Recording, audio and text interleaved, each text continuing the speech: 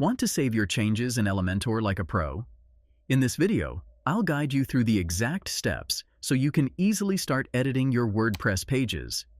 Don't forget to like this video, subscribe to my channel, and share it with your friends.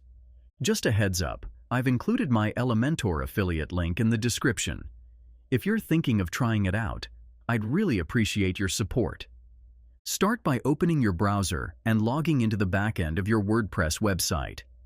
From the left-hand menu, click on Pages and then select All Pages.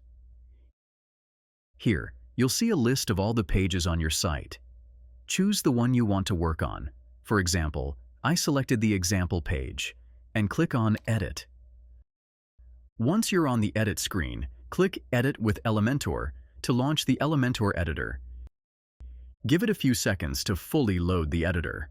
If no edits have been made yet, you'll notice that the Publish button in the top right corner is not active. To enable it, make any small change on the page. This could be adding text, moving a widget, or updating an image. Once you do that, the Publish button becomes clickable. Now you've got two choices.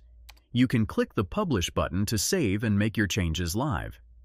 Or if you're not quite ready to publish, click the small downward arrow next to it and select Save Draft to keep your work saved as a draft for later.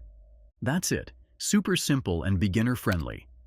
If this video helped, make sure to like, subscribe, and share. See you in the next one.